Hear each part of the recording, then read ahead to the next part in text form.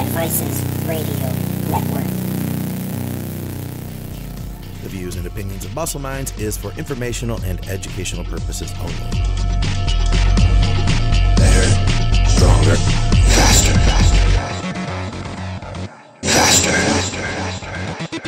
A man barely alive, faster. Better, stronger, faster. Steve Austin, faster. Be that man, better than he was before.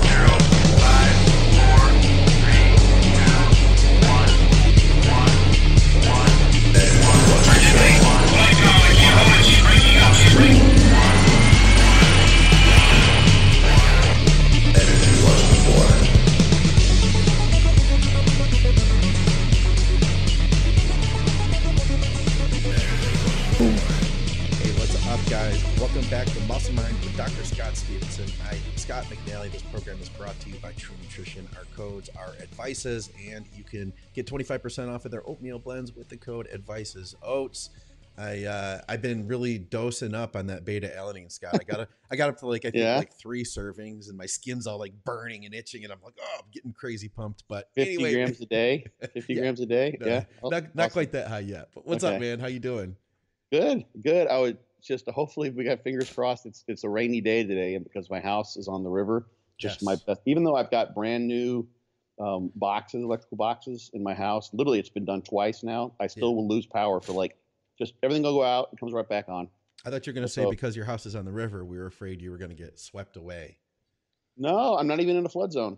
Okay. Hey, I got a question for you. Totally off topic. Have you ever thought about living on a houseboat? Have you ever considered that in a serious way? Because I can see you doing that. I almost bought an island a couple of years ago. Guys, doesn't surprise you. It does not surprise me. There was land. It came up on Zillow. It literally is an island. You're kidding. Out in the Hillsborough River, but it's just like, I mean, it could have been fixed up. It was for sale for like $20,000, something like that. It's a pretty large parcel of land. Wow. Which would be partially submerged depending on the rainy season, what have you. But it would just have been like. There's gators out there. Ooh. Yeah, you can see gator. Like you can go to the park down the road from my house, and there's gators. You can literally go. Suki wouldn't be allowed to just run around and do what she wanted. No. Well, they all stay away from that stuff. Okay. There was probably a water moccasin. There was a snake, looked like a rattler, but I think it was probably a water moccasin in my driveway. No kidding. Yeah. Okay. Those are poisonous too, aren't they? Yeah. It was a viper. Oh, geez. It was like the whole thing, man. Yeah, I saw it. I walked outside and it went, I thought one direction. Yeah. And I went to get something to try to take it out. Cause it's just like, that's right where I walk out with the dogs, the dog walk. It's just, I don't want to kill stuff, but no, God, no. Kill or be killed almost literally. Yeah. Cause I've been through rattlesnake bites 3 times now. You've been bit, or your dogs had been bit? I have been through the experience with my dogs being bit. Oh, geez. Okay. Wow. Yeah. I had my dogs on antivenin for rattlesnake bites, which actually works. Mm-hmm. Wow. Yeah. It's not cool. Yeah. It just melts. There's all sorts of proteolytic substances in there and toxins. It literally just melts tissue. That's what I've heard. I mean, I've watched enough Lifetime or Discovery Channel TV shows. Just awful. Yeah. Rusty and the dog who I dedicated the book there behind you on the shelf too. Yes. He got hit twice by a rattlesnake. You're kidding. That was right outside. Yeah. Wow. And it was actually created issues. He got hit on his inner thigh. He ran into like this little kind of cul-de-sac of cacti where they had been seeing little rodents. I'm not sure if it was a mice or ground squirrel, probably ground squirrels, who knows, for days. And of course, the snake knew that it was there too. Yeah. So we come out and they run right over to where they've been seeing the rodents, and the snake was there. And Rusty literally ran into this like cul-de-sac. There's nothing but cacti behind him and the snake in front of him. Got no place to go. So I think he just kind of like jumped and the snake hit him twice on his inner thigh. And that skin, I had to have surgery on him like 2-3 years later. It never healed really properly. It was just, terrible. Well, let's jump into some bodybuilding here. I know you have a topic that you want to talk about. Oh, yeah. Before you do, though, I wanted to tell you, I don't know if you saw on social media this weekend, I got to train with somebody that you work with, Kate D'Annunzio. She was out here with Matt Marshall, who I work with. He was competing at Central States. So we got a push workout in. It was mostly just chest and shoulders. We didn't do triceps.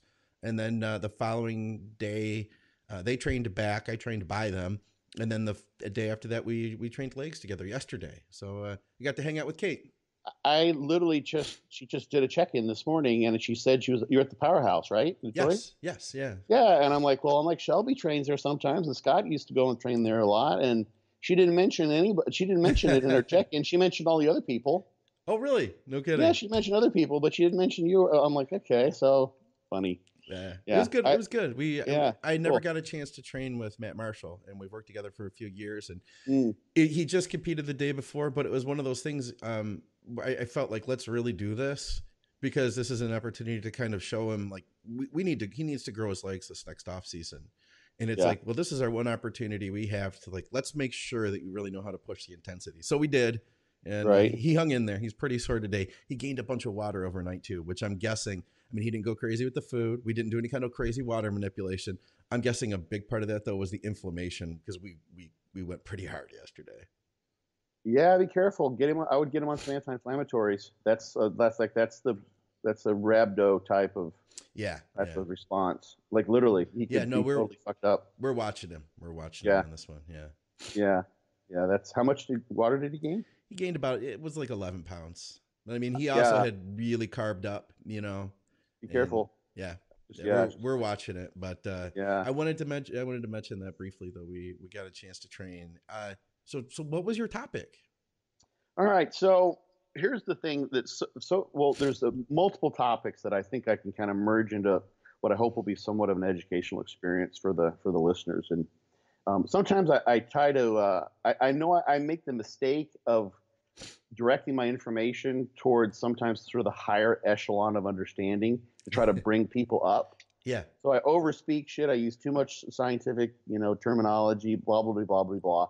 People, I've heard several times in the last couple of months, people would mention me on another podcast, not this one or any of yours even, to say, I don't know what the hell Stevenson has to say. I have to, he's obviously really smart, but I can't tell what the fuck he's talking about. So and that's not what you want, obviously. It's a joke, really. Yeah, it's just I think it's kind of a lame excuse, to be honest. It's like, if you think it's interesting and worthwhile, then fucking press pause and Google. And that's kind of where I'm going at with this. So on one of the boards, there was a post that was started. I'm not going to mention exactly where I found, but it was a link to a Washington, it was a thread that was started. It was linked to a Washington Post article. So we get in the news and its interpretation of science. And the title of the article is "Need to Recover After a Workout? Eat a Cheeseburger." I like that. Yeah. So then the first line is "McDonald's must be loving it." You can find this in the Washington Post. It was dated. Where's the date? Actually, it's an old one. So this is all old. Oh, that's fine. It's not a problem. This is a study I hadn't seen before. Okay. So this was for some reason this got dredged up, but it's a really interesting insight into how the news will sort of derange scientific information in order to get people's attention, because all they're doing is selling clicks and views and readings so they can obviously sell their ads, etc. Picture of a kid here eating what looks to be like a McDonald's cheeseburger. Yeah, post-workout, post-leg day. Yeah, and it says the study has found that fast food is just as effective as expensive energy bars, protein drinks, or dietary supplements when it comes to recovering from intense workouts.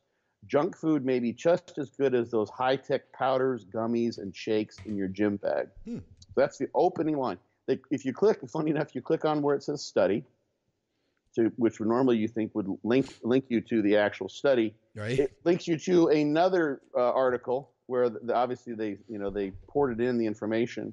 Okay. And then which doesn't show the study, and that's a new study, however.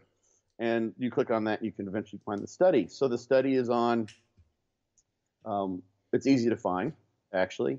The link is on PubMed site, and the title of the study. This was published in 2015. Kramer is the first name with a C, C-A-C-R-A-M-E-R, is at University of Montana. Post-exercise glycogen recovery and exercise performance is not significantly different between fast food and sport supplements.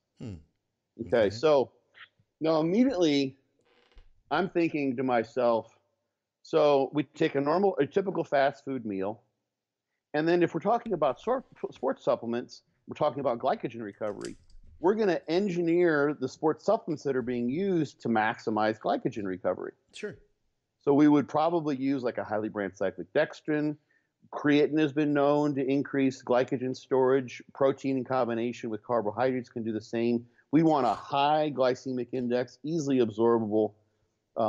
You basically using the whole friggin' premise of a sports supplement to maximize glycogen recovery. At least just reading there. So that's sort of what you'd expect. Is it kind of like how it jumps out at you too? That's what it sounds like to me. Talking about the high-tech powders, gummies, and shakes in your gym bag. I wasn't sure about the gummies, but I don't know. Yeah, I mean, who knows? Yeah, I guess I don't. They have to do something. Obviously, here I had someone that I kind of knew for a while who wrote for one of the Phoenix newspapers, and she was a science writer. Okay.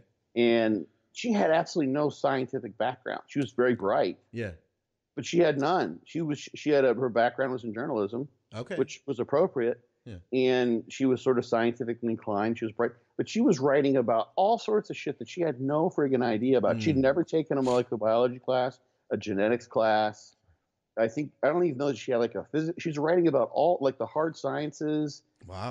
And sort of the more difficult like biological sciences without any background. So I would take for granted that if I were to read one of her articles, that the newspaper would have hired somebody who was a specialist in this department. You know what I mean? Like, yeah, maybe they have some writing experience. Obviously they do by the quality of their writing, but first and foremost, this person has a science background. So first of all, that's one thing that's kind of interesting right there. Yeah. So I don't know if this person does or not, but and a lot of times I think my guess is from just having this conversation with one person who's kind of an insider is that, the high-tech powders, gummies, shakes in your gym bag, like, yeah, maybe he thinks people have lots of gummies. Maybe he saw some guy with gummies the day before the gym. Right. I don't know. So, or you go to GNC, they have them at the counter. Like, here, try these.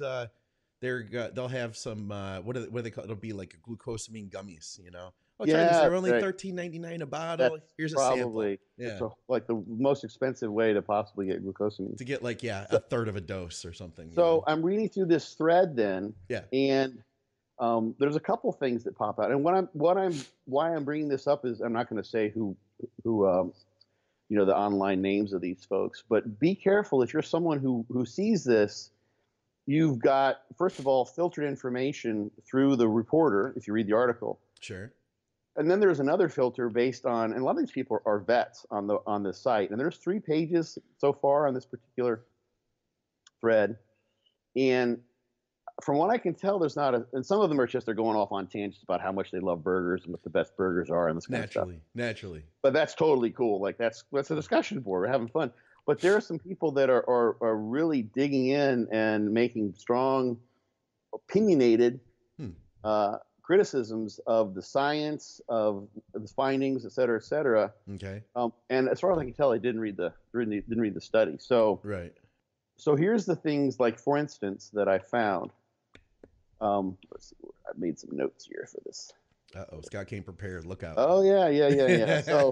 So one person said that this confirms something that this person's been saying about branched chain amino acids, hydro EAA mixes, a waste of money. So it's like, okay, so let's see. And then someone else says the full article costs $25, so we cannot see who actually funded the research. Red flag. Well, I tell you what, if you click on the PubMed and then you go and and then you click on where the full article is found, you would have to buy it if you went through the actual publication. However, this is super duper important for people because I just got asked this literally yesterday. Okay. Someone wanted to research something. Scholar.google.com. Mm-hmm. Go to scholar.google.com. You paste in the title of that. We can maybe post this up at some point in time. The title of that study. You get it for free. The whole study. This actually was a sort of a pre-publication version of the study, but it's got all the data. Everything's there. Okay. You can find those studies many, many, many times, more than 50% of the time. Okay. I would bet for free, and there's nothing illegal about whether those being put out from far as I understand. So okay. So let's see. EAAs and hydro, like this sort of generic. So let's see what they actually tested. Like it's sports supplements, right? You're thinking supplements these are highly engineered. Absolutely. Well, they're fast food. They don't say this, but my guess, basically here's what they did. And in the article that was first linked, they said that they did treadmill running. Well, they did. It wasn't a treadmill run. It was actually a cycling bout. Okay. They did a 90-minute cycling bout to reduce glycogen levels. Gave them 2 meals at the 0 and 2 hour point after that 90-minute cycling bout. Okay. And then they did a 20-kilometer time trial on a cycle. So these were cyclists, trained cyclists. Okay. That's a very, very typical way of evaluating performance. Basically, they put them in a potential situation where they're lacking in glycogen, and glycogen become a limiting factor for performance on that 20-kilometer time trial. But basically, cycle 20 kilometers as fast as you freaking can. And then they gave them 2 different types of meals that would replenish glycogen to see if one maybe does a better job either in replenishing glycogen, would then explain the performance enhancement or not. Yeah. So that's the recovery aspect of this, right? So the fast food meals, the first one was hot cakes, hash browns, orange juice. I like where they're going there. Yeah, and then the next one was hamburger, Coke, and fries. I like where they're going there too. Yeah. So the total 4-hour total was, to put it in kilojoules, was about 5,500 kilojoules. So that's like 1,200 calories, something like that. Okay. 4.2 kilojoules per kilocalorie. So they got 38 grams of fat, 23 grams of carbs, 26 grams of protein in those 2 meals. Okay. And then, of course, so that was right immediately afterwards, 2 hours afterwards, and then they did the 20-kilometer time trial. So the sports supplement feeding, you're thinking, okay, so they they would have used something fine-tuned. No, they matched the macros and the calories. Okay. So they used Gatorade and organic peanut butter and some Cliff Shot blocks for the first meal. So they used, it had fat, carbs, and protein to match the first meal. I like how they put peanut butter in there as a supplement. Exactly. It's made by Cliff Bar. Oh, okay. It's organic, so that's a supplement, right? Yeah. There's no creatine in there. There's no hydrolyzed protein. No.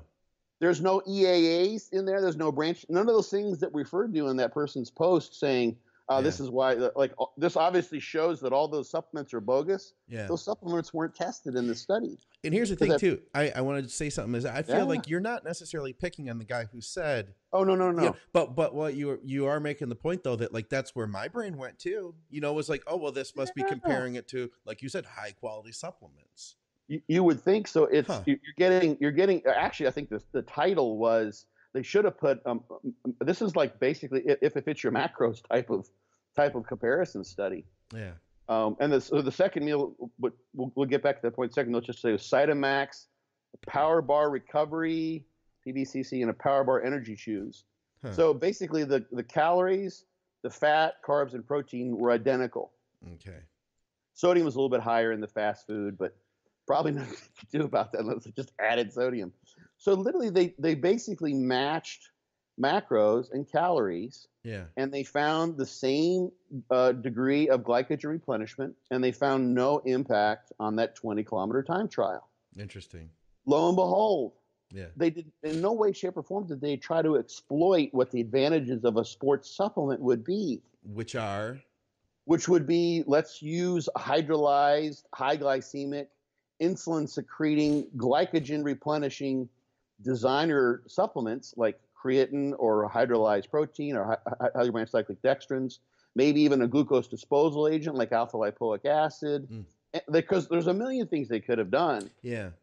To try to basically let's see if we really take the essence of what these sports supplements are supposed to do in this particular context. And this has a great application for people who might be not necessarily cyclists, but people who are like wrestlers. Sure.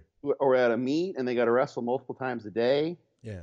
Or anyone who's got multiple performances over the course of like a weekend's competition. And that happens to kids sometimes. So you're not going to give them a lot of fat, right? Probably.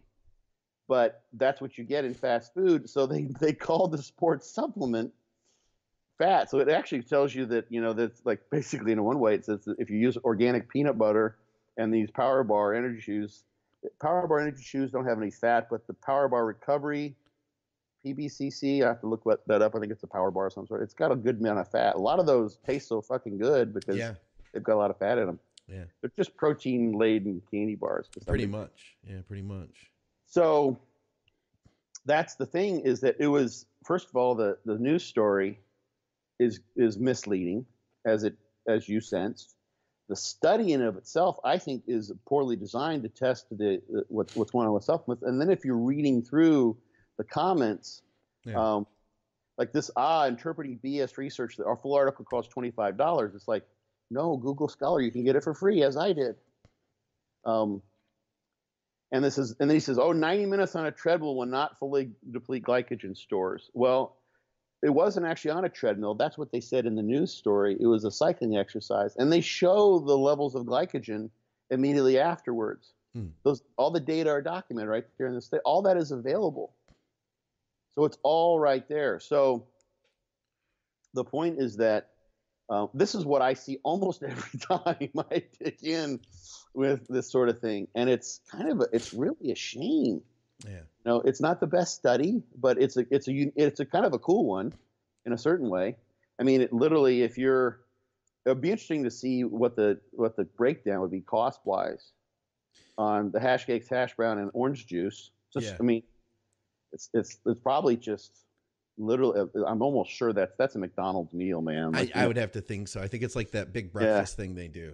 Yeah, and a hamburger, a medium Coke, and a small fries. Yeah. It's not very much. And then, but what's a 20-ounce Gatorade with a Kits organic peanut butter? It looks like it's probably, I don't even know how I have to look that up, because it's like it's a low-fat peanut butter maybe or something. Oh, and the Cliff Shot blocks, one block, BLOK. Huh. I don't know. I always wondered about Cliff Bars anyway. It's like, why? It just like, why have so much fat in them? But they're delicious. If you need food, like you're hiking all day long. Yes, that's perfect for that. Yeah, you need the calories just because you're expending like thousands of them constantly moving. Yeah. But these guys they're doing a glycogen dependent cycling bout. Okay. A 20-kilometer bout. Let me see what the times were here.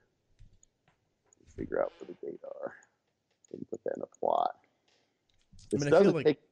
Go ahead. I was just going to say, I feel like even though I didn't look into the study, my thought is to always take it with a grain of salt. I never look at that stuff. I never look at that stuff and ever think to myself like, oh man, this has got to be a fact right here. This.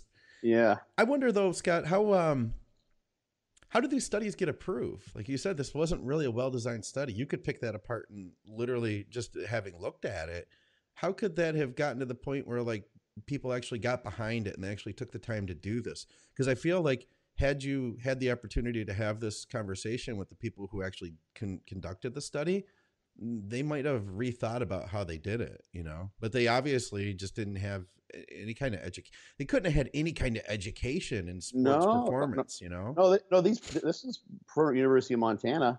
It's not a bad program. I know someone who was out there for a short period of time. But how does this happen though? Like, because it's a terrible supplement. It was a terrible choice of supplements to have picked.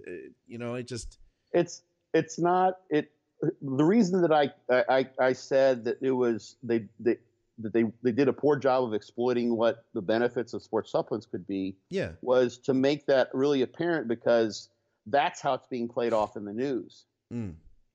And then I think they had a poor choice of titles. If they would have put the macronutrient, like that completely changes things. Sure. The macronutrient from supplements do the same thing as a macronutrient from burgers.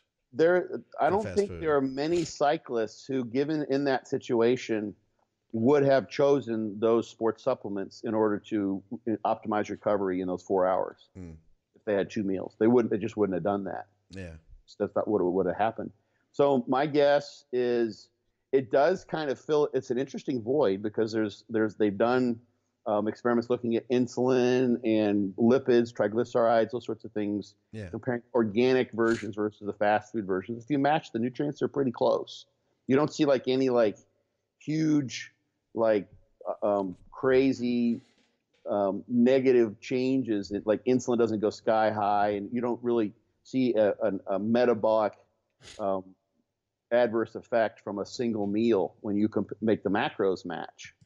I don't know how their fats matched, in terms of saturated and monounsaturated, but the fats were like with just 2 meals in this scenario where you're highly insulin sensitive because they've just reduced glycogen so low. Yeah. You really wouldn't expect much, but sometimes you just have to do the date.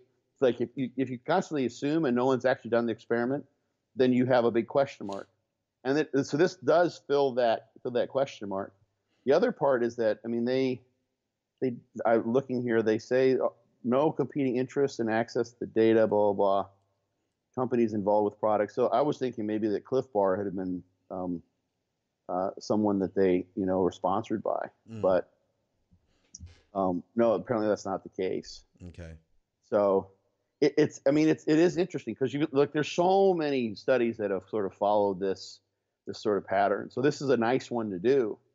It's just unfortunate because like this is the stuff that the news gets a hold of. They didn't even get did they do a treadmill run or they did a cycling exercise? It's in the abstract. You don't even have to read the study. Yeah. It's in the abstract, which is free to everybody, no matter how deeply you look. And also, these are cyclists. This is not, people are thinking like, oh, recovery sports supplements in your gym bag. Right. These guys aren't doing this shit in a gym. I mean, it's a 20-kilometer time trial that did it in the lab. By the way, that was about a 34-minute bout for them. So it's a half an hour. That's basically, they're going as hard as they can for that entire time. They're at lactate threshold. Right. Pretty much. They're just going for it. It's a half an hour bout. So they could have probably done this a little bit differently, in terms, they could have really depleted glycogen to see what would have happened. But I still wouldn't have expected anything because they matched the macros. They gave the same number of calories, the same number of grams of carbohydrate. Actually, the insulin levels were the same. Interestingly enough, how did they came up with their own, so you can use what's called a visual analog scale, which is usually like, I think theirs was 150 millimeters. So it's like a scale on a piece of paper, and you can use it to, like RPE is sometimes a 0 to 10. You could use a visual analog scale and say, what's your rating of perceived exertion? And you just put a little line, and there'll be like verbal anchors there, like 10 would be maximal exertion and 0 would be 0 exertion whatsoever. And then you'd have verbal anchors. They just put a little line there. They came up with their own visual analog scales for things like satisfaction and fullness that I didn't see anywhere. Maybe I missed it, but I didn't see that they validated those scales. Yeah. Because you need to know that those are somehow repeatable. Yeah. And they actually are measuring different concepts and constructs. Because if people, like, I've done the study before that was privately funded, that was like, you ask people questions and you can tell, like, the fuck are you asking me? like satisfying and fullness. Like you have to like really familiarize people to those things. Yeah. And they didn't note anywhere that they've got any of that done. So they came up with that. But one thing they did find is that the participants reported being more full during the sports supplement compared to the fast food immediately after the 2-hour feeding. So that's a good thing in a way. I mean, just for someone who's thinking about what food is going to lead me to overeat. True. Yeah. If I eat foods that are sports supplements that are healthier, so to speak, because they come in plastic, bags you can buy off the shelf, right, as opposed from McDonald's. I don't know which is better. They're a little bit fuller, but that was kind of an interesting point, I thought. But I wouldn't put much weight in that because they came up with their own scale. It's like basically like, oh, we're just going to come up with, it's going to be like the exhilaration scale. Like, how exhilarating was that workout for you? Yeah.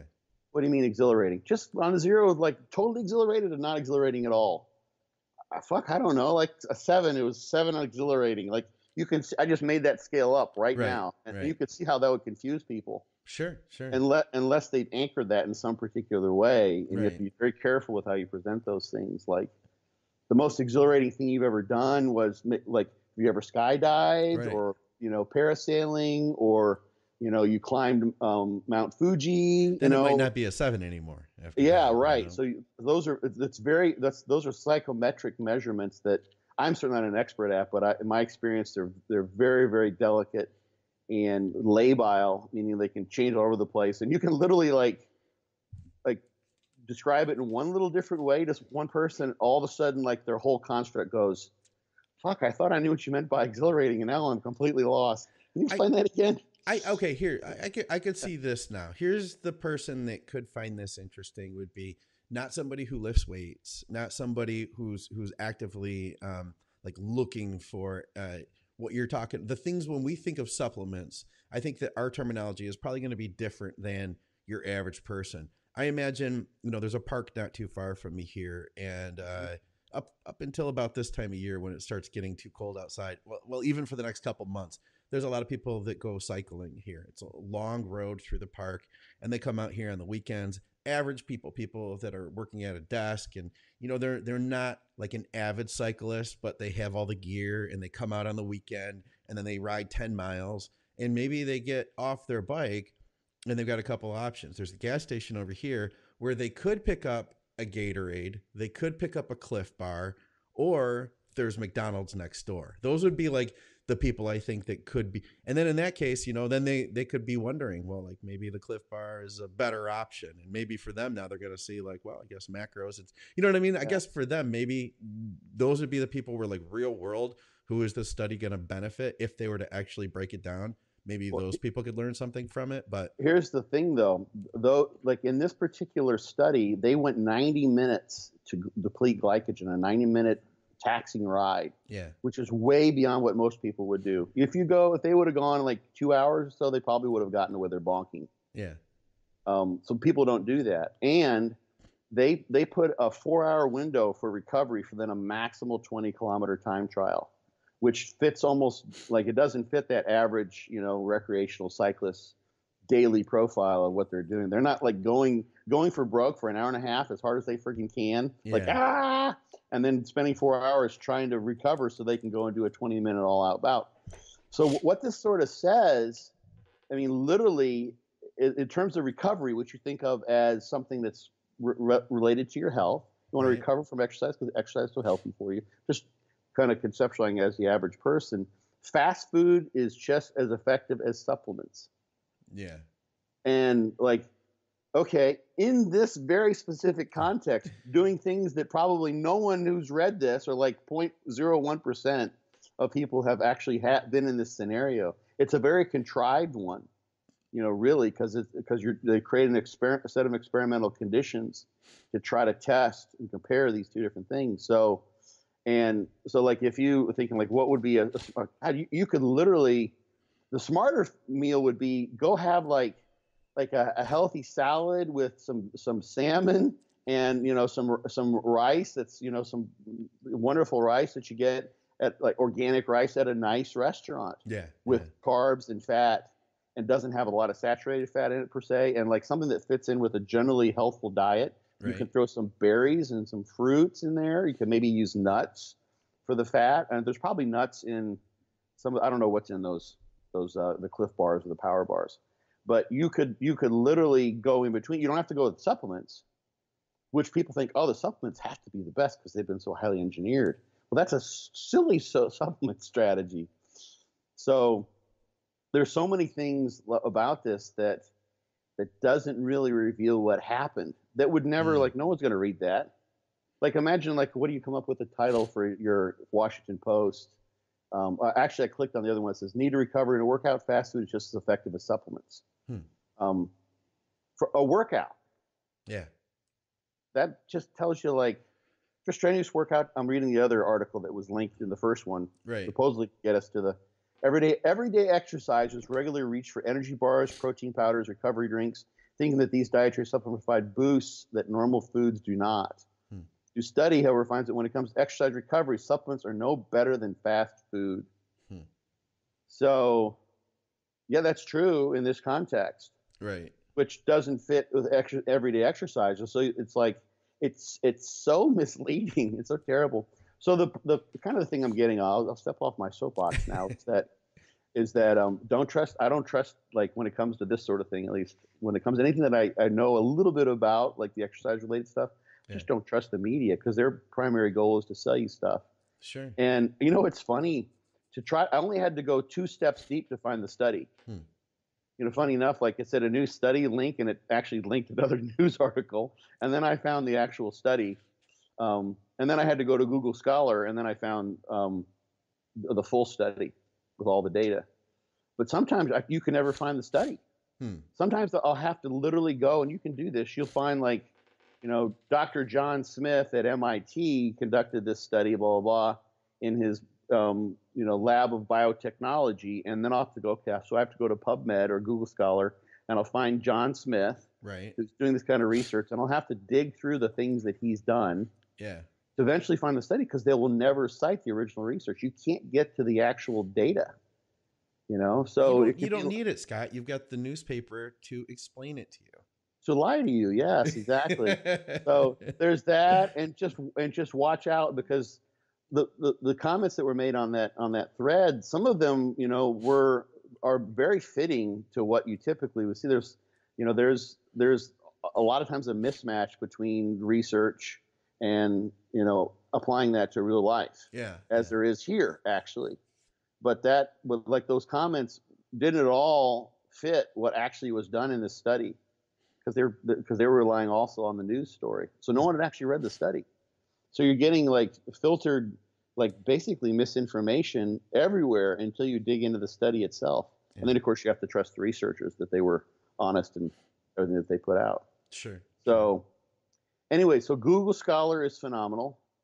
Don't trust the news media, and dig in. Like, I will go, this happens almost every time. The overall, what happens here, and this is the thing to watch for, and I do this, we all do this, because we're humans. Confirmation bias. Constantly. That's the first thing, like, when you see something and you have an immediate impression based on your past experience, confirmation bias, it can be a lifesaver in certain situations. So it's like, you're walking down a road, and it's at night, and the street lights aren't very bright, and you look down, you see a guy in a trench coat and another guy, and they're kind of like walking, like, they're coming up on you, and they're talking loud. And this is the same situation you're in when you got mugged the week before, in just 2 blocks away. It makes sense to have a confirmation bias, so you get the fuck out of there. I'm not getting mugged again. Right. But those guys could be the nicest guys in the world. You don't know. But so that confirmation bias is a lifesaver in many cases. But here, people, basically what's happening is on that thread, most of the comments that I saw directed towards this particular study were simply confirmation bias. They hadn't even read the study. It's a weird thing. Like, we do it all the time. Like, so-and-so, the worst is when you see, like, someone committed a crime, and people make all sorts of assumptions based on the person's race, creed, color, what his intentions were. And it's like, you could be totally off. I mean, people do that. I see it all the time. I've seen it in podcasts I've put out where, somebody has their opinion, but they didn't even listen to it. I think I put out one show that ended up being kind of controversial, and this is a while back, maybe March, April. And there were people coming on to defend the person I was talking about. We didn't say anything like negative. We just talked about the facts. But because it was about them, I had people coming on and being like, I can't believe that you would say this. You would do all this. And, but, blah, blah, blah. And, why don't you do this? Why don't you do that? And I said, did you even listen to the show? And I had people say, fuck no, I wouldn't listen to that. Well, then your point doesn't have, with Alan. Alan Aragon on the Swoley Trinity, that was a theme that happened too. People just came on blast. Yeah. That was another one. So you're totally right, man. Absolutely. So I think you just have to watch for that. And this was just such an obvious example. Yeah. People don't want to dig in. In fact, I've been doing a lot of research as far as how to create content that people are going to digest. The attention span is so short that, they say that, like, with YouTube videos, you need to hook them in the first 8 seconds, or the probability of them continuing to watch, the probability of them not clicking on something else goes way, way down. There's a good chance that a lot of people aren't watching this right now because they didn't want to hang. But we do have our people that will watch, and they're with us now. They're hearing this. They're seeing this. Yeah. So and if anyone finds an example of this, you send it to me, because I'll start collecting. Or if anyone learns, like, you know what, I can start digging in and finding things. Google Scholar is phenomenal. Yeah. To find this stuff. It's so much more. God, I mean, here's my. I would much rather hear and be exposed to new and novel opinions, which you get when you dig in, than to hear the same, often, but not always, but the same cans rattling about the things that confirm my biases.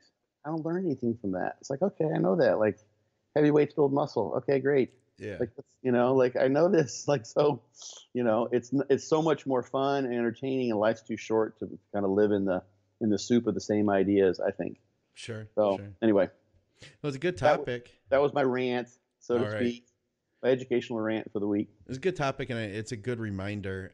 Guys, let's take a really quick commercial break. We'll come back. We've got some questions.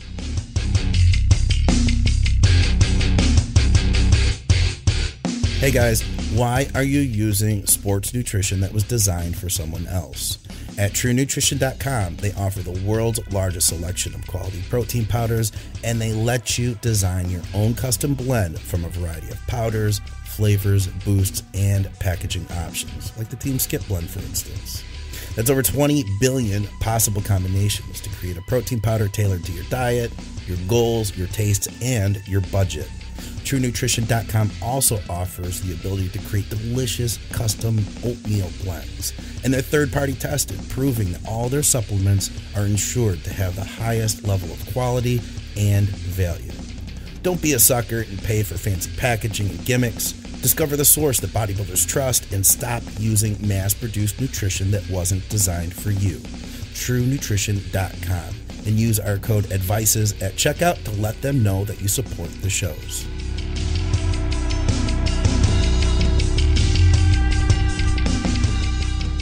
All right, we've got questions. We've had a few people ask for the link here from the YouTube page to say, "Hey guys, how can I ask questions?" So if you want to do that, the link to this is also in the show notes.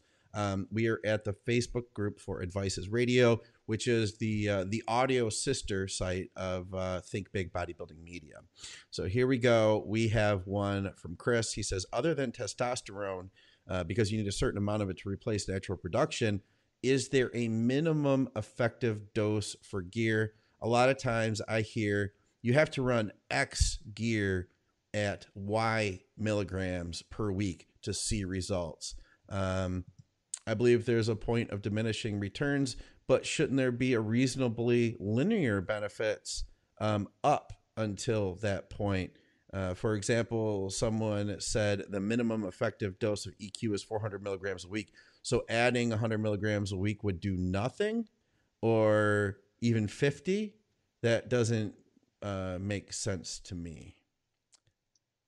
All right, so there's a number, like, and this would actually be a really good question for Dr. Dean St. Mark, who's the pharmacologist, okay, that you've had on many times. So EQ is a good example, because boldenone undecyclinate is a very long ester.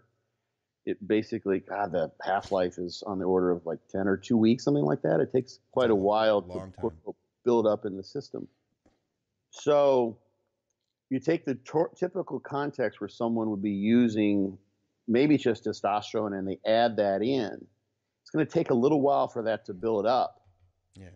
So that makes a difference. Obviously, if you use if someone were to use like testosterone base or testosterone no ester, like that's something you could feel in a half an hour. Yeah. Or orals, because the half-life is so short, you feel that immediately. Even small amounts a lot of times. So there's the rate at which it comes in that basically is changing the perception that people have as to whether, and of course there's a dose response for these things. So the dose response is contingent upon the half-life of the drug, which in the case of EQ is going to be a very long one. In the case of something that's that you would inject that has no ester on it, that's just the free molecule, or an oral, it's very short. So that's gonna impact.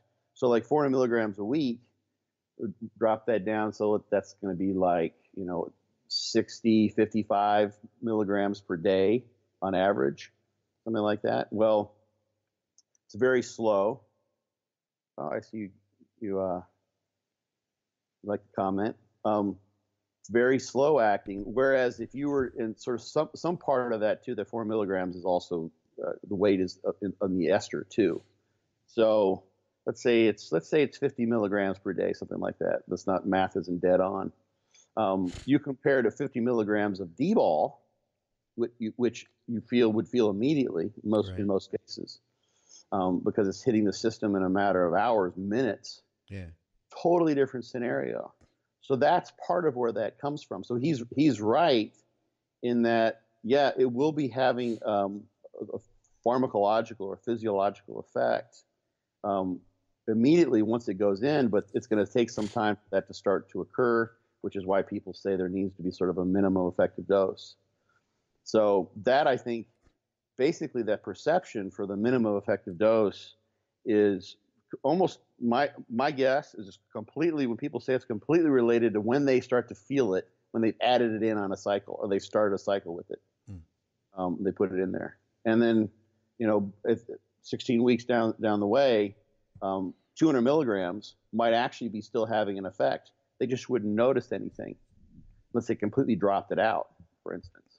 Okay. Especially with EQ. The other thing too is that, a lot of this I'm trying to interpret why people say this, is the androgenicity, or the extent to which an androgen binds to the androgen receptor, is also going to, and the side effects that are brought on from that are also going to have an impact on someone's perception as to whether it's working or not. So, like, it's funny, like people say EQ increases your hunger, a lot of people don't notice that at all. Some people say high levels of EQ, like if you go to 800 milligrams or a gram a week, you're going to get insomnia. Some people don't experience that. Some people do. Yeah. But it'll take some time for that to happen. But you take something like tren acetate, which binds the androgen receptor much more strongly than boldenone. You're going to feel that at a smaller dose, because literally it does have a stronger effect on a milligram basis. So there's something to say there for that too. Absolutely. So every little bit, and here's the other thing, and this is where I would love to hear Dr. Dean's commentary on this, because there is some competition, although I've heard people say differently. To my knowledge, there's only one antigen receptor. It's expressed in various tissues, but there's only one gene. It's carried on the X chromosome, so you get it from your mom, et cetera, et cetera, et cetera. But you've got antigen receptors in a given tissue, muscle or brain or nerve or wherever it may be, and if you've got X milligrams of one molecule that binds very tightly, and X milligrams of another molecule that doesn't bind as strongly to the antigen receptor, and let's say those milligrams are equal, there's going to be a competition scenario. Yeah. And if someone's taking in like a lot of stuff, let's say someone's already at over a gram, and they add in EQ and a gram of, I don't know, let's say they're using like tren and test and like I don't know, mint or something like that. Yeah. Like they're really like binding the fuck. You're going to add in EQ at 200 milligrams. It's not really going to do much. Yeah. Because it's being so heavily outcompeted.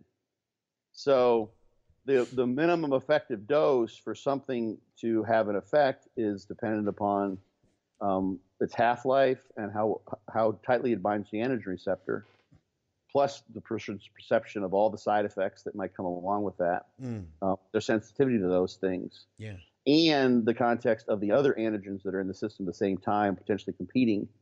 So there could be overlapping side effects. Like some people, like let's say someone's using mint or what have you, and tren, and they get the same side effects from both. They might not feel anything when they add tren on top of ment, because the ment's already basically giving them all the perceptions of being on an androgen of that kind. Or maybe like, let's say it's nandrolone and tren, 219 nors, and they get decadic from both tren and nandrolone. Well, if you add, they're not going to, and that's the main thing that they notice. It's not going to matter. They're not going to get an increase, even more decadic from using more nandrolone if they already get it from tren, which doesn't happen to everyone, which is very interesting too. So, so there's a bunch of things that go into that. But yeah, once it's in there, it's not doing nothing.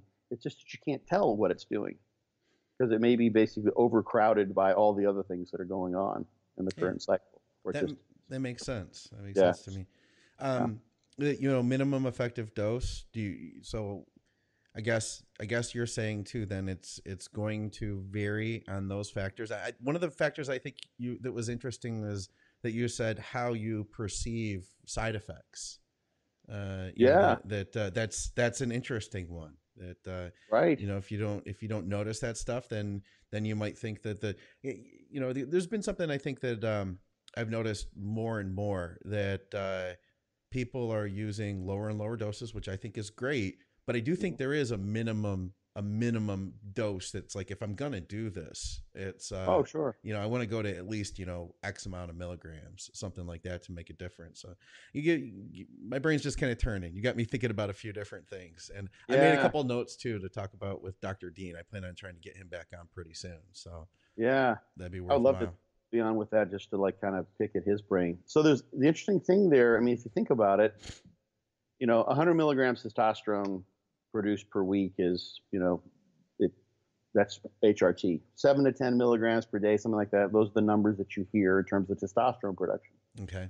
So it would make sense, and maybe Dr. Dean could, I have to go and look see what kind of like the KM is, like look at some of the binding profiles, but that's about where the system is set up to have sensitivity to elevations or decreases in testosterone. It's not very much. 100 milligrams, nothing.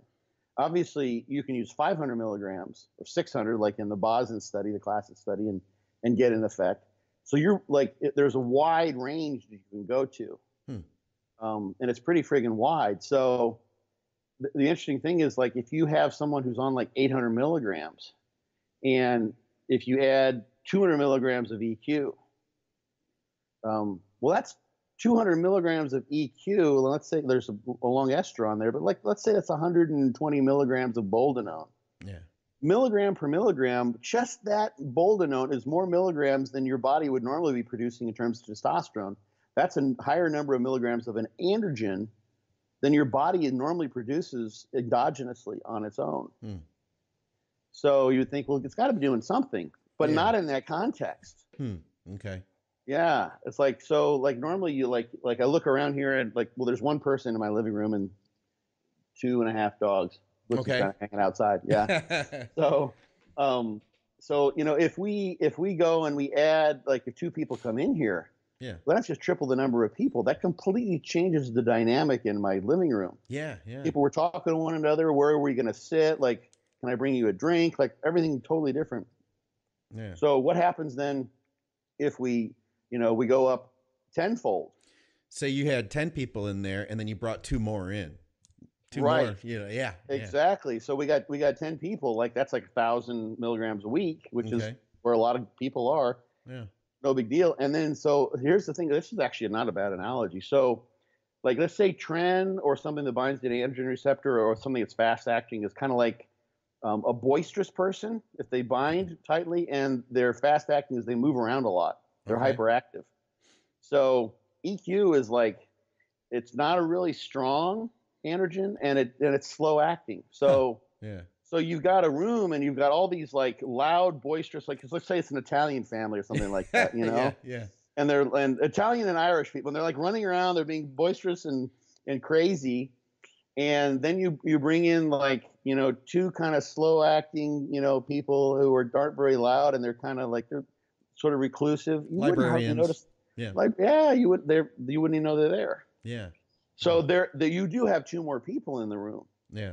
And they may eat, like if you look at what happened to the food that you set out, they may eat just as much food. They may be doing things, Yeah. and they may be having some impact.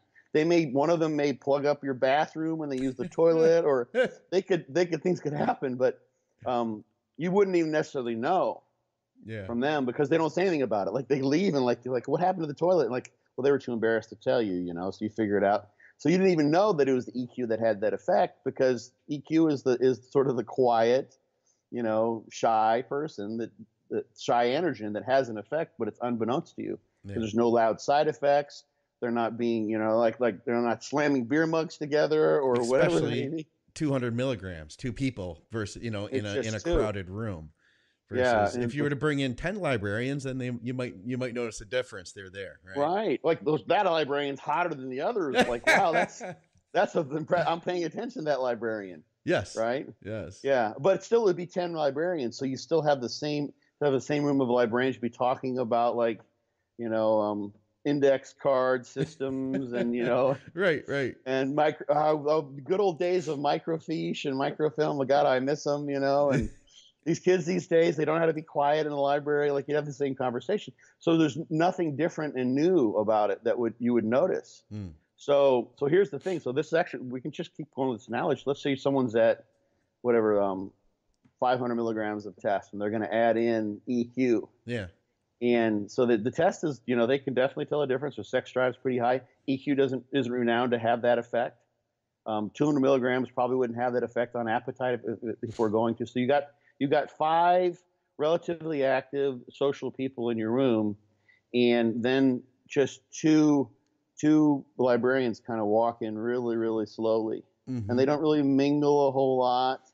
Well, if you bring in 4 of them, 400 milligrams on top of 500, well, now you've almost got an even Steven, pardon the almost pun there, even Stevenson, even Steven mix of test and EQ in this case. Yeah. So now the EQ's effect's going to be, because it's at a larger relative dose, everything else is going on. So you could take that analogy and basically describe a lot of those pharmacological parameters that explain, at least from my perspective, why people think there's a minimum effective dose for different compounds because of how tightly they band the energy receptor, their half-lives, et cetera, et cetera. So. Yeah, we could keep running with that. I like that. And I feel like if we had the technology to make, those you can like click a link on Facebook to do like a poll. We could make one like to find out which steroid are you? When you come into a room, do you tend to be quiet or do you tend to be loud? Right. You are trenbolone acetate. Right. You're anadrol. You are an asshole all the time, every fucking day. Yeah. That's funny.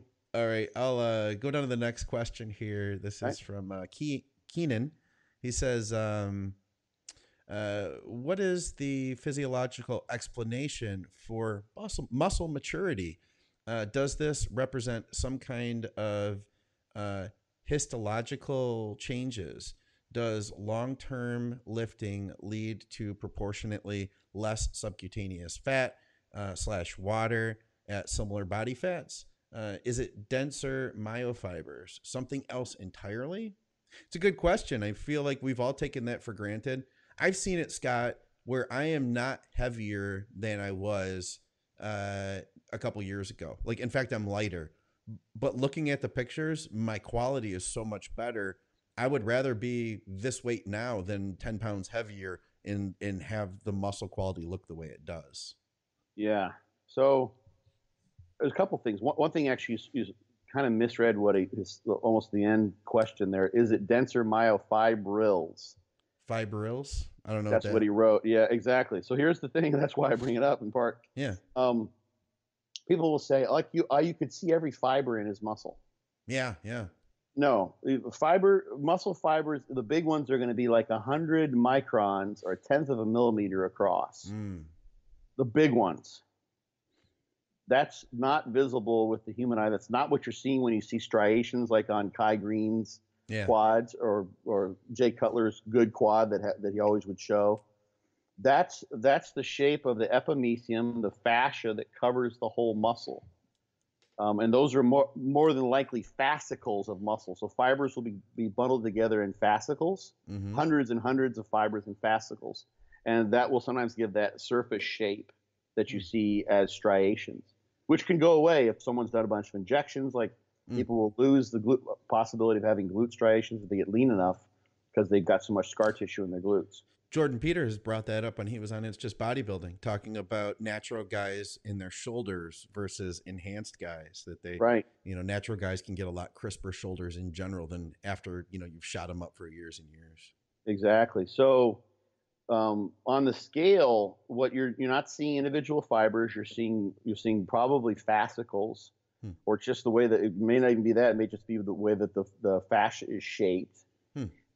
Fibers are a myofiber or a muscle fiber is an individual cell, and myofibrils are a collection of actin and myosin.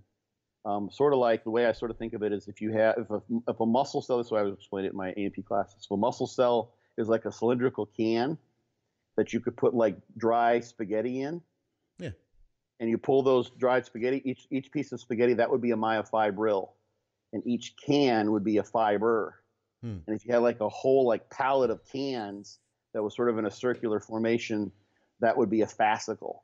And you'd have multiple pallets in a room that would be a given muscle.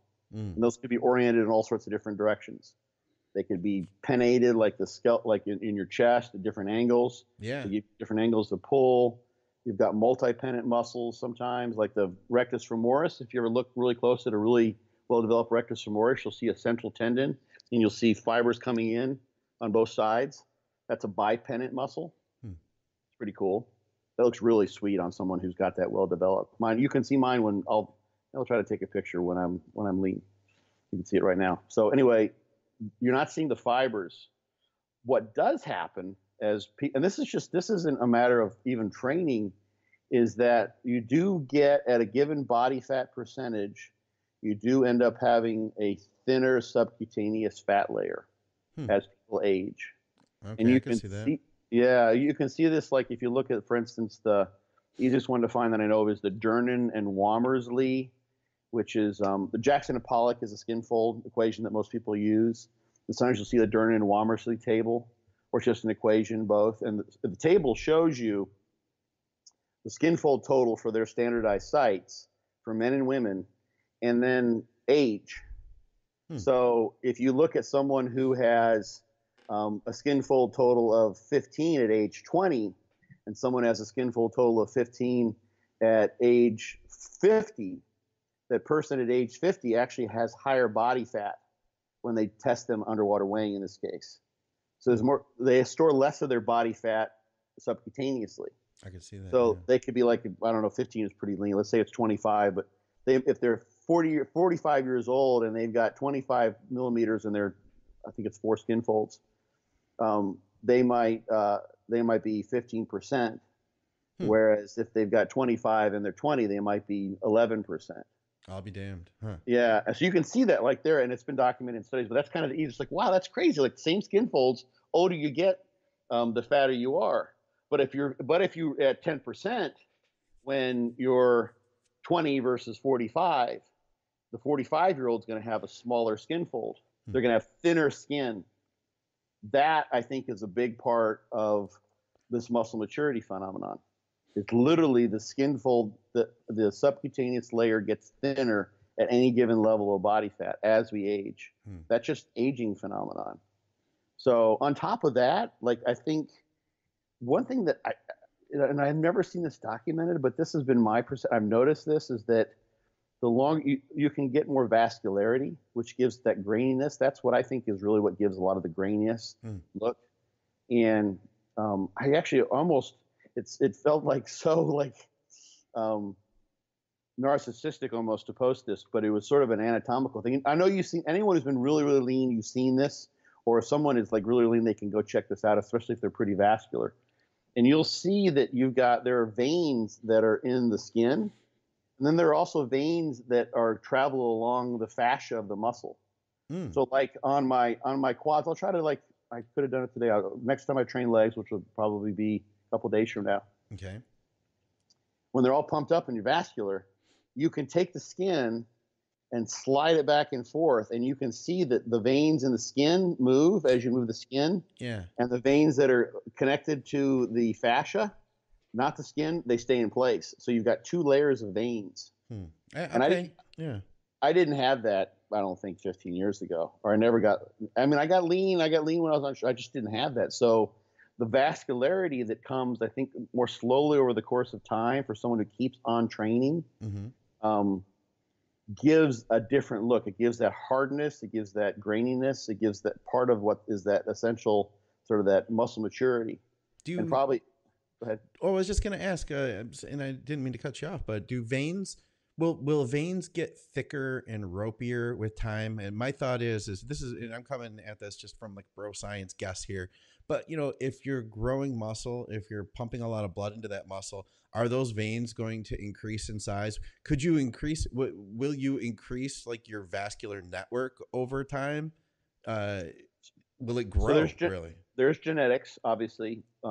Like Jay Cutler, awesome separate. I mean, he's Mr. Olympia, one of the greatest bodybuilders by far, but not known for his vascularity. He wasn't a really, really vascular dude. Right. But the thing, and I haven't seen this study. We know, of course, like you look at capillaries, capillary density goes up with endurance training. Okay. Capillaries are there to deliver oxygen and then pull away all the metabolites that accumulate, CO2 and lactic acid, what have you.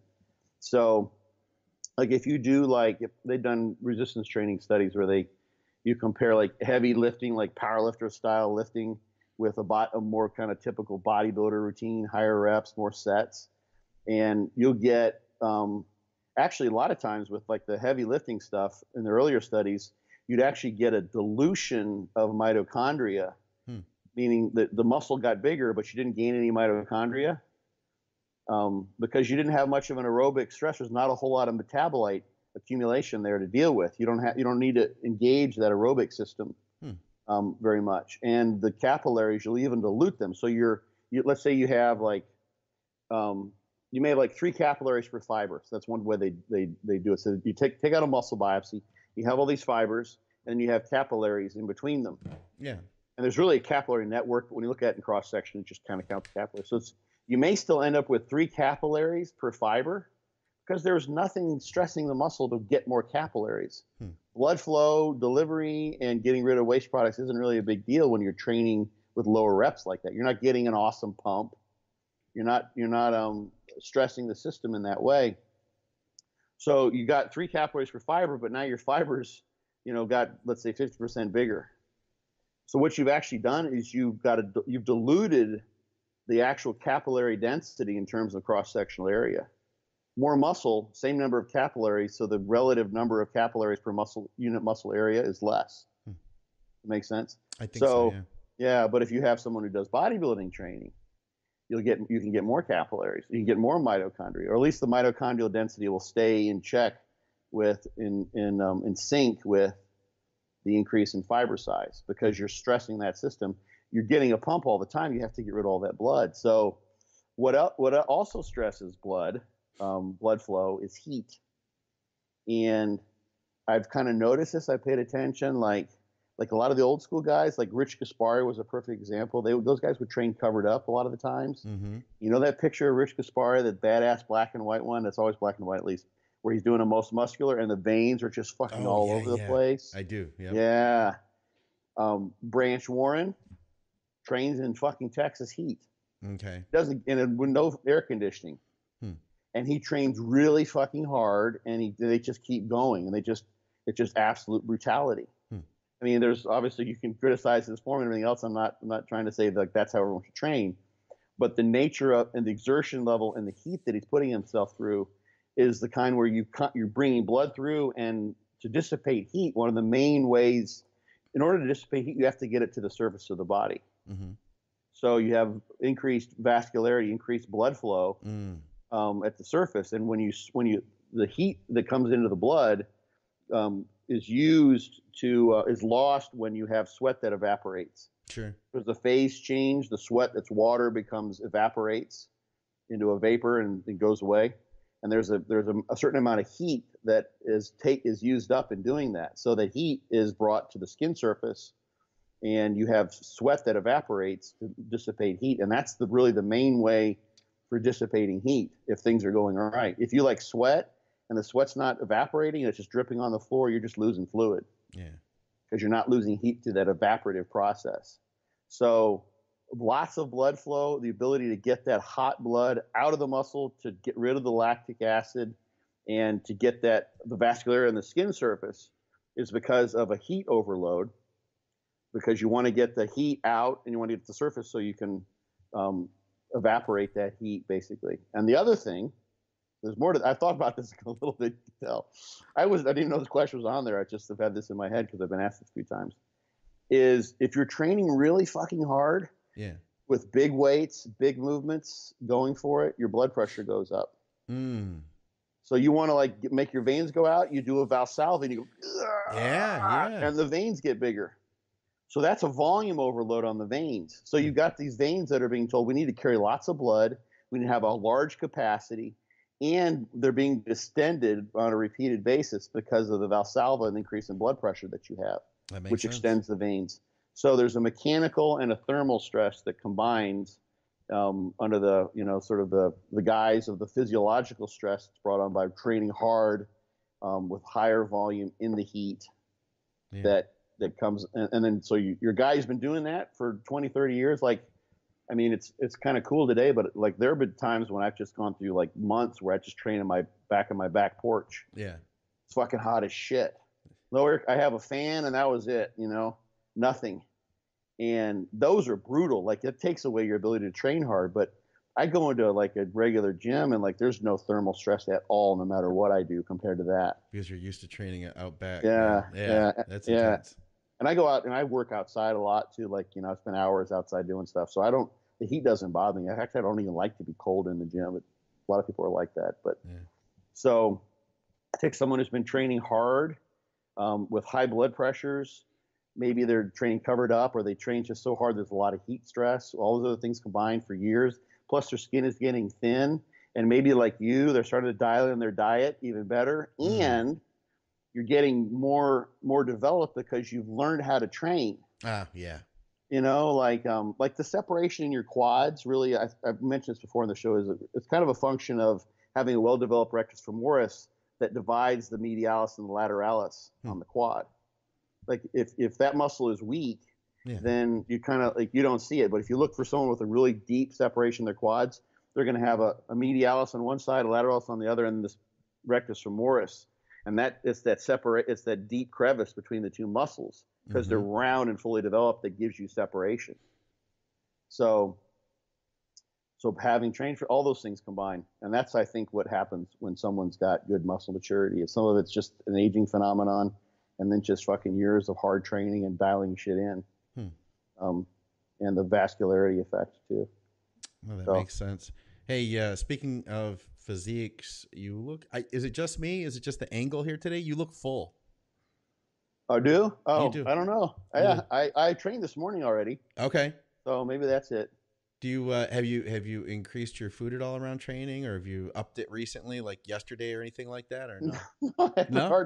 Maybe it's just me. Maybe it's just me saying it then. I don't know. It's funny. Yeah, my weight's coming back up now. Like, okay. But I'm only like, I'm just like 3 or 4 pounds up, like in the last, like literally, I'm like 2.5 pounds up in the last week.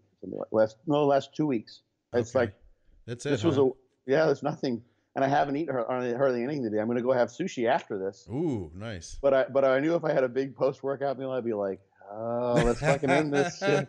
Falling asleep. So, yeah. So I'm going to go have an all-you-can-eat sushi. That sounds good, man. Well, I think we're about ready to wrap this thing up then. We're well in over an hour here. So I think you could probably go grab your sushi meal sooner than later then, it sounds like. Okay, that's cool. Yeah. Thanks for the compliment too. It's weird. Who knows? I only see you. You wore one last week. I only see you every couple of weeks. So, I get that perception of, I've watched you dieting now for a while. You've been staying fairly lean. Well, not fairly, you've been staying very lean. And so I just noticed it. Sometimes it just jumps out at you and you go, huh, Dr. Scott's looking fuller today. I had the glycerol in my workout meal. Remember I talked about the Yes. glycerol? Absolutely, Yeah, I did. I literally, it was like I had a scoop of protein Yeah. and then some glycerol. I mean, we're talking like I'm less than 500 calories for the day so far. Wow. Probably. Okay. I had a protein shake after I came back, but the glycerol people haven't tried that. It's something I keep on seeing people putting monoglycerol stearate in their drinks. Okay. The powdered form of glycerol. Yeah. I'm gonna actually go and do the math on and see how much that actually costs if you can buy that by itself. What is that? Monoglyceride sterols? It's a monoglyceride. So it's monoglycerol stearate. So stearic acid is a fatty acid. Okay. And if you have glycerol, if you have tristearyl glycerol, that's a triglyceride. That's a fat. That's glycerol with 3 stearic acid molecules connected to it. Stearyl is an acyl, which is a fatty acid molecule. So that's basically just a fat. So mono glycerol stearate or I've seen it done different ways. It's basically just glycerol with 1 fatty acid connected to it. Okay. So the glycerol is just got 3 carbons, and stearyl acid has like, I want to say 16 or 14 or 18. I can't remember. I can't remember the number of carbons, but it's a pretty fucking big molecule. So a large percentage of that powdered form of glycerol is fatty acid. Most of it's fat, calorically speaking. You're not getting very much glycerol on a gram per gram basis. Okay. So you can buy the glycerol because people have been asking me about this. I think we mentioned this on the last episode. We did, yeah. I got a bunch of messages like, where can I get that shit? Is this the right one on Amazon? Yeah. And yeah, it's so much cheaper to just buy glycerin, or glycerol, same thing. Let's do this. We'll make sure we get something that's good, a good product. I'll put a link in the description here on the YouTube page, so anybody who did want to check it out could find. So you're just saying just straight glycerol would be your suggestion still, or you're not sure, or? Well, I mean, if you do what I do and you make your own shakes and you just buy the raw ingredients to save money, then then that's the cheapest way to get glycerol. Cheapest. Okay. And it tastes sweet, and you can use as much as you want and not work. I mean, literally, I'll look it up right now. Hold on here. Let's just look this up for somebody. I buy it by the gallon, I think. It's glycerin on Amazon. Okay. And yeah, Froggy's Fog Vegetable Glycerin Kosher, USP 99.7 pure. It's 1 gallon. It costs $25. $25 for a gallon. That'll last you a long time. It's going for like a year on it, I think. Damn. Something like that. Yeah. You can buy half a gallon. You can buy a 5-gallon pail. I have not done that, but it's food grade. Yeah. So it's supposed to be eaten, Yeah. I'll do the math. I won't waste people's time while I do the math, but the monoglycerol stearate is just like, I don't know how much that costs. But it's expensive. You're putting like 3 grams in there. Okay. You put 3 grams of that, you're probably getting probably less than a gram of glycerol. No, but what is this? Is this like a bodybuilding product that's being sold? Oh yeah. Oh, okay. It's a pump product. It's a pump product. Yeah, like I see it all the time. It's listed in, and you do get there are some data showing that a very small amount of that will increase muscle hydration. I've seen those data, at least an abstract that was published somewhere by reputable scientists. So it can have an effect at very small amounts, and people notice it. Okay. But if you're buying it that way, and like let's say you have to have a powder, there's advantages to having a powder using small amounts, but it just makes sense to me. Like if you're looking for the glycerol, and you want to buy a gallon that you'll be using until 2029, then why not just buy it on Amazon for $25? Oh, there's some advice for you guys. All right, let's get out of here for another episode of Muscle Minds with Dr. Scott Stevenson. I'm Scott McNally. As I mentioned before, check out byobbcoach.com to pick up Scott's book. Get the hardcover from Barnes & Noble, Be Your Own Bodybuilding Coach, or Amazon. Check out our sponsor, TrueNutrition.com. You can use our code ADVICES for additional savings. There it is. It's right side up this time. All right, guys. We will see you next time. Thank you, Scott. You're welcome, brother. Likewise.